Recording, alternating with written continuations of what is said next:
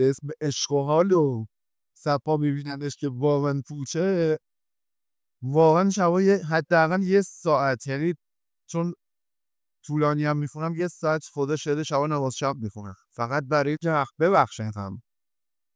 و این تایمی که مونده تا ظهور زمان رو ببند، چون اونجایی که من رو بردن اصلا زمان معنی نداشت. و من موقع ظهور یه سری یارای امام زمان رو دیدم، ولی خیلی زیاد دیدم، یعنی شاید بهت بگم 20,000 نفر دیدم. در صورت اونا رو تقریبا میدیدم، صورت حضرت رو اصلا نمیدیدم، ولی صورت اونا با اینکه نورانی بود و مثل حضرت نور از صورتشون پخش میشد دیدمشون. حالا به زبون خودم میگم، حالا انشالله که مثلا چیز بدی نباشه، حالا کلمه خدا شاید یه سری آدم چبر دیدم، یعنی آدمای زوریار، آدمای موبل واقعا پشت امام زمان وایساده بودن اینجوری چغر بخونه بود، مثلا سرشونه ها بونده و قدوی بلند با جذبه صورتاشون همه نورانی بود ولی جذبه دار بود، همشون جذبه دار بودن، رو به پشت امام زمان وایساده بودن اینجوری رو به قنوت داشتن دعا میکردن. و اصلا یه چیز من میترسیدم ببینمشون، انقدر اینا صاف دیدن، انقدر مومن بودن، میگفتم منو نبینم بگم این اینجا چیکار میکنه، آدم کسی اینجا چیکار میکنه. من اینجوری میترسیدم که ببینمشون. و لحظه ظهور رو به من نشون دادن که این فاصله که مونده به یه پلک به هم زدن به همون نزدیکه، یعنی چون اونجا زمان معنی نداشت. موقعی که من دست اون زمان پرسیدم، اول به هم اینا رو بردن نشون دادن و به هم یه پلک به هم زدن، یعنی یه دونه اینجوری من دیدم، یعنی زمان اصلا مسخره ای بود.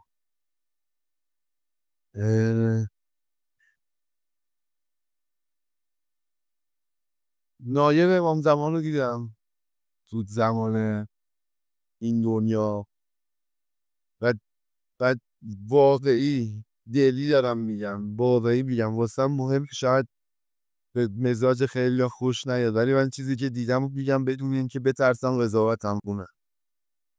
من دستای امام زمان رو تو دستای نایبش دیدم، به طوری که یه دست امام زیر بود، دستای نایب به این شکل روی دست امام بود و دست امام زمان در آخر بود یه دست بود، یعنی بالا پایین دست امام زمان بود.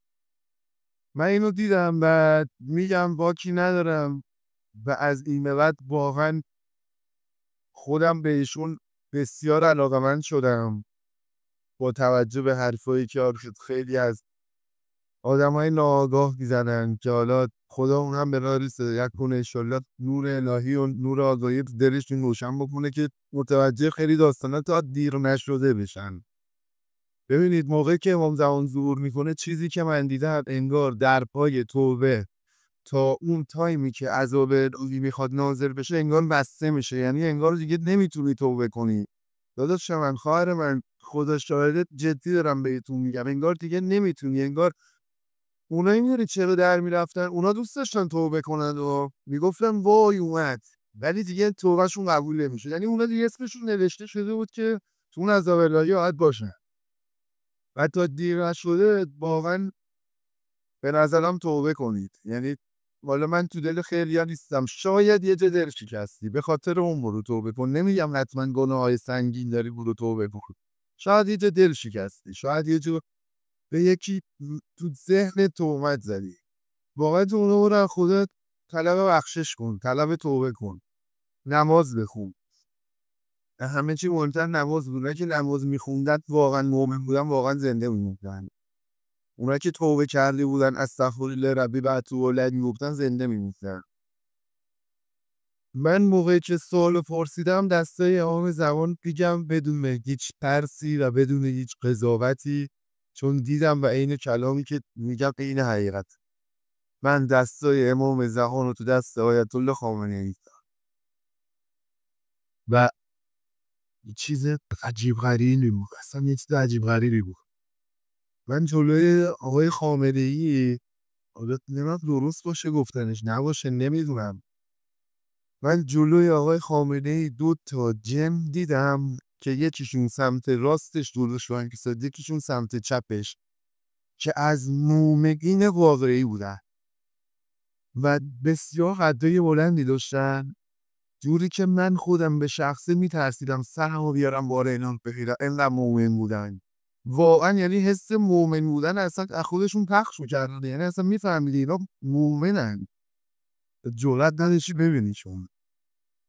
و تاریخ ظهور رو به من گفت امام زمان. شاید خیلی ها باور نکنن ولی من میدونم، من اصلا اون دست اون کلام عین حقیقت بودم، میدونم واقعیه و تاریخ دقیق ندارم ولی